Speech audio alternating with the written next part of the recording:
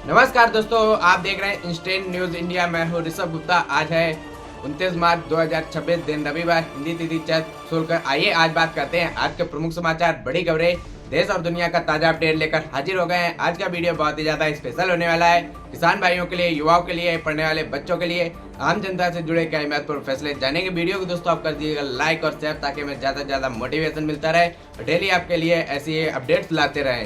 तो चलिए शुरुआत करते हैं आज की पहली बड़ी खबर। गैस सिलेंडर को लेकर किस तरह से माहौल चल रहा है आपको पता ही होगा। सरकार लगातार कह रही है कि भाई गैस सिलेंडर की कोई किल्लत नहीं है। हालांकि अलग अलग तस्वीरें हम लगातार देख रहे हैं, लंबी लंबी भी लाइनें लग रही है। और इसी बीच अपडेट आ रहा है कि दिन दहाड़े दो युवक एक घर में घुसकर गैस सिलेंडर उठा लाते हैं। तो आजकल ऐसे मामले भी आप बढ़ रहे हैं, सचेत और सावधान रहें। और इधर आप देखिए उत्तर प्रदेश में औरैया से एक बड़ी चौंकाने वाली खबर सामने आई है। उत्तर प्रदेश औरैया जिले के यह हैरान कर देने वाला मामला सामने आया है। शादी से एक दिन पहले ही iPhone 17 खरीदा था। सेल्फी लेते समय वह नाले में गिर गया। 1.5 लाख का फोन, आपको पता ही है कि वह 1.5 लाख का फोन मिलता है। और फिर हुआ क्या, जिस शख्स का यह फोन था वो नाले में उतर गया। बताया जा रहा है कि युवक सेल्फी ले रहा था और तभी हाथ से उसके मोबाइल अचानक से छूट गया और उसने बिना किसी बात की परवाह किए बिना नाले में उतर गया। अपना फोन खोजने लगा। हालांकि काफी कोशिशों की गई, लेकिन फोन अभी तक नहीं मिला। चलिए खबरों की सिलसिला शुरुआत करते हैं। पीएम मोदी ने ईरान जंग पर मुख्यमंत्रियों के साथ बैठक की है। पीएम मोदी ने कहा है कि भाई मिलकर काम करेंगे और तैयारियां मजबूत रखें। सरकार ने कहा है कि देश में लॉकडाउन नहीं लगेगा। पीएम मोदी ने शुक्रवार को ईरान जंग को लेकर राज्यों और मुख्यमंत्री के साथ बैठक की है। पीएम मोदी ने कहा है कि सभी राज्य टीम इंडिया की तरह मिलकर करें और अपनी तैयारी मजबूत रखें। वीडियो कॉन्फ्रेंसिंग के जरिए यह बैठक हुई थी। सरकार की प्राथमिकता अर्थव्यवस्था, ऊर्जा और नागरिक की सुरक्षा है। पीएम मोदी ने सप्लाई चेन को सही रखने और जमाखोरी, कालाबाजारी करने वालों के खिलाफ सख्त कार्रवाई करी जाएगी। साथ ही खाद्य के स्टॉक और वितरण पर भी नजर रखने को कहा है। इससे पहले सरकार ने कहा है कि देश में कोई लॉकडाउन नहीं लगेगा। केंद्रीय मंत्री किरण रिजिजू समेत 3 मंत्रियों ने लॉकडाउन की खबरों को गलत बताया है। और साथ ही इधर देखिए सरकार ने कहा है कि भारत के पास पेट्रोल, डीजल, एलपीजी का पर्याप्त स्टॉक है। पेट्रोलियम प्राकृतिक गैस मंत्रालय के संयुक्त सचिव के एक मीडिया कॉन्फ्रेंसिंग में यह बात सामने आई है कि लॉकडाउन जैसी कोई भी परिस्थिति नहीं है और इस पर विचार नहीं किया जा रहा है। चलिए आपको बताते हैं युद्ध से कुछ जुड़े अपडेट और अलर्ट बड़े खबरें बताते हैं।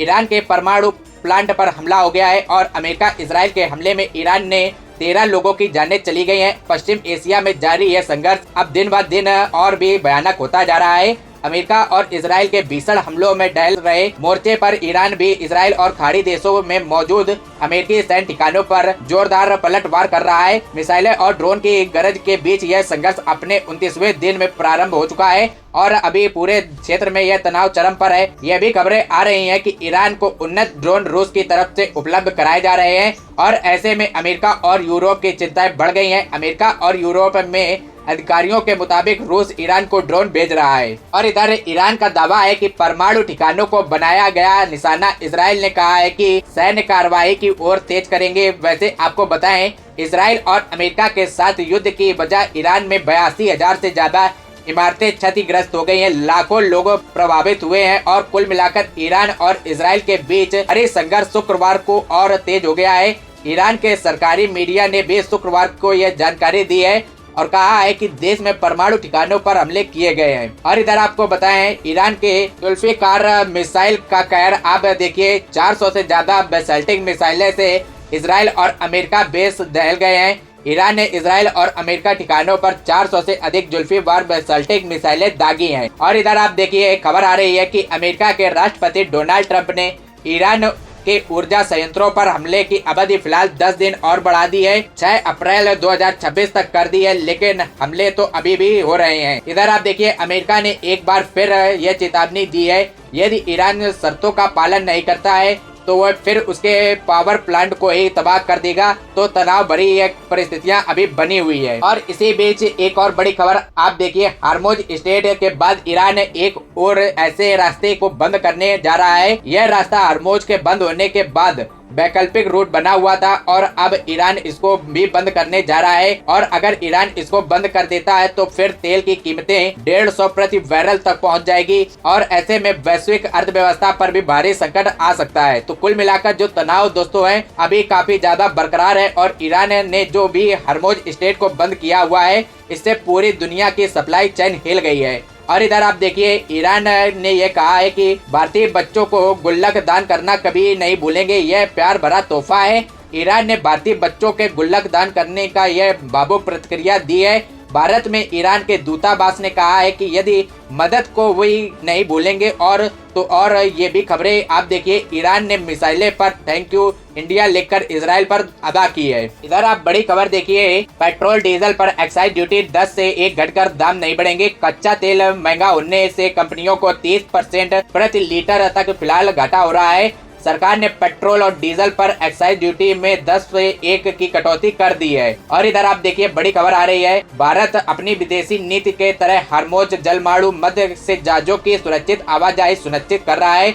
4 जहाज पहले से ही पार कर चुके हैं। देश की ऊर्जा सुरक्षा एक व्यापक दृष्टिकोण पर आधारित है। खाद्य आपूर्ति बनाए रखने के लिए भी सरकार सक्रिय कदम उठा रही है। भारत सरकार लगातार संबंधित देशों के संपर्क में है ताकि भारतीय जहाजों को सुरक्षित ट्रांजिट सुनिश्चित हो सके। और इधर खबर आ रही है कि ईरान में राहत लेकर आया एक जहाज और जग वसंत की गुजरात के पोर्ट पर एंट्री हो गई है। मिडिल ईस्ट टेंशन के बीच भारतीय झंडे वाला एलपीजी कैरियर जग वसंत लगभग 42,000 मैट्रिक टन एलपीजी लेकर कांडला बंदरगाह पहुंचा है। हरमुज स्ट्रेट की रुकावट के बावजूद भी यह भारत की ऊर्जा जरूरतों की पूर्ति सुनिश्चित करेगा। और इधर आप देखिए मिडिल ईस्ट तनाव पर नाराज रखने के लिए सरकार ने कमेटी भी बनाई है, राजनाथ सिंह की अध्यक्षता करेंगे। इधर आप देखिए ईरान युद्ध के बीच डोनाल्ड ट्रंप और पीएम मोदी के बीच महत्वपूर्ण बातचीत हुई। ट्रंप ने पीएम मोदी की जमकर तारीफ की है और कहा है कि वे काम को अंजाम तक पहुंचाना चाहते हैं। दोनों नेताओं ने कच्चे तेल और अहम समुद्री रास्ते को सुरक्षित रखने और शांति बहाली पर जोर दिया है। यानी दोस्तों दुनिया के सबसे बड़े ऊर्जा संकट के बीच कूटनीतिक हलचल, दुनिया इस वक्त के एक ऐसे बड़े ऊर्जा संकट के मुहाने पर खड़ी हुई है। ईरान युद्ध अब अपने चौथे हफ्ते में प्रवेश कर चुका है और इसका सीधा असर आम आदमी की जेब पर पड़ने की आशंका है। और इस तनावपूर्ण अस्थिरता माहौल के बीच अमेरिका के राष्ट्रपति डोनाल्ड ट्रंप और भारत के प्रधानमंत्री नरेंद्र मोदी ने एक लंबी बातचीत की है। इधर आप देखिए ईरान की सेना को चिप टेक्नोलॉजी सप्लाई की गई है। ईरान युद्ध के बीच अमेरिका ने एक और दावा किया है और यह भी खबर है कि यूएस डॉलर पर अब डोनाल्ड ट्रंप के साइन होंगे। जंग के बीच 165 साल पुरानी यह परंपरा भी बदल सकती है। खाड़ी संकट के बीच देश के सामने नई चुनौती आप देखिए, सूख रहा तेल। बाड़मेर बेसिन में अब रोज 70,000 बैरल उत्पादन हो रहा है, पहले 2 लाख तक था। और इधर डॉलर के मुकाबले रुपए में ऐतिहासिक गिरावट हो रही है। 94.82 के सर्वकालीन निचले स्तर पर बंद हुआ है। यानी कि हमारा भारतीय जो रुपया है ना दोस्तों वह डॉलर के मुकाबले 86% टूटकर 94.82 ऐतिहासिक निचले स्तर पर बंद हुआ है। विदेशी निवेशकों की लगातार बिकवाली हो रही है और मजबूत होते डॉलर के दबाव में भारतीय मुद्रा में भी गिरावट की दर्ज की गई है। इधर आप देखिए केंद्र में कमर्शियल एलपीजी कोटा 50% से बढ़ाकर 70% दिया गया है। स्टील, ऑटो और टेक्सटाइल सेक्टर की प्राथमिकता दी जाएगी। रेस्टोरेंट के बाद फिर अब बड़े उद्योग को 20% अतिरिक्त सप्लाई होगी।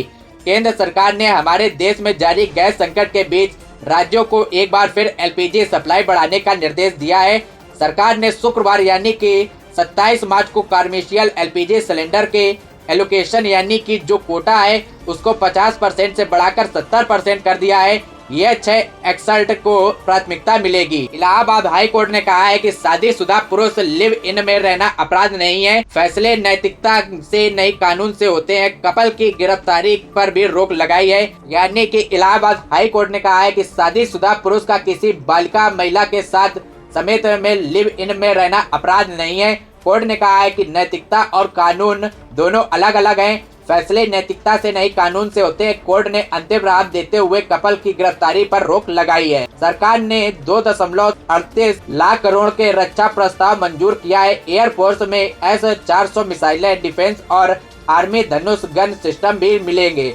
सेना 800 किलोमीटर रेंज वाली ब्रह्मोस क्रूज मिसाइलें भी खरीदेगी। अभी 450 किलोमीटर तक निशाना साधने वाली मिसाइलें मौजूद हैं। और इधर न्यूयॉर्क के रेस्टोरेंट में अब रिजर्वेशन बार देखिए, आप मन पसंदीदा टेबल चाहिए तो फिर मेंबरशिप के तौर पर 23 लाख तक की फीस चुकानी पड़ रही है। अमेरिका के रेस्टोरेंट इंडस्ट्री में बदलाव से गुजर रही है, यानी कि यहाँ के पोस्ट रेस्टोरेंट में टेबल मिलना अब किस्मत नहीं बल्कि सब्सक्रिप्शन का खेल बन चुका है। कनाडा में खाली झंडे फहराने पर संसद में बिल पास हुआ है। धार्मिक स्थल के पास लोगों को डराना भी अपराध की श्रेणी में आएगा। कनाडा की संसद के निचले सदन में खाली गतिविधियों पर सख्ती से जुड़ा यह बड़ा बिल पास हुआ है। पीएम मोदी की मिमिक्री करने वाले टीचर के एक्सप्रेशन पर रोक लगाई है। हाई कोर्ट ने कहा है कि यह दबाव में कार्रवाई न करें। आधिकारिक बीजेपी विधायक की शिकायत की गई थी। कोर्ट ने कहा है कि एक्सप्रेशन का अधिकार होना पर्याप्त नहीं, उसका इस्तेमाल विवेकपूर्ण और ठोस आधार पर होना चाहिए। इधर आप देखिए, महाराष्ट्र में एक और बाबा पर रेप केस लग गया है। खुद को शिव अवतार बताकर शोषण किया है।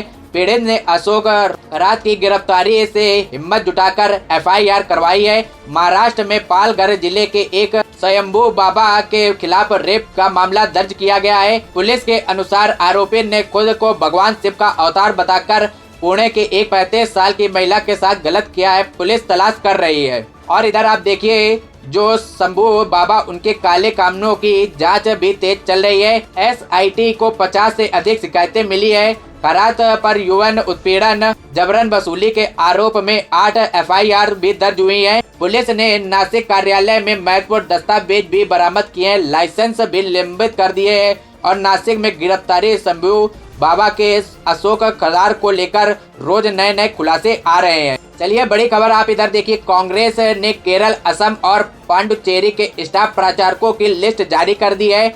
इस लिस्ट में हर राज्य के लिए 40 से 40 नेताओं स्टाफ प्रचारक बनाया गया है। इधर आप देखिए, श्रीनगर लेह हाईवे पर एक एवंच की घटना हो गई है।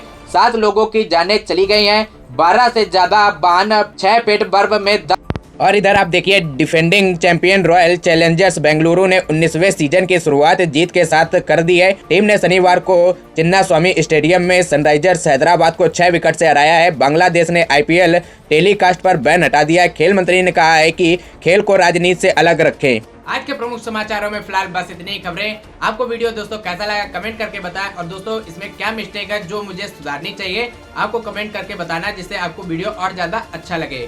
तो दोस्तों, आप वीडियो को कर दीजिएगा लाइक और शेयर, ताकि मैं ज़्यादा से ज़्यादा मोटिवेशन मिलता रहे और डेली आपके लिए ऐसी अपडेट लाते रहे। दोस्तों, मिलते हैं अगले वीडियो में नई जानकारी के साथ। तब तक के लिए जय हिंद, जय भारत, वंदे मातरम।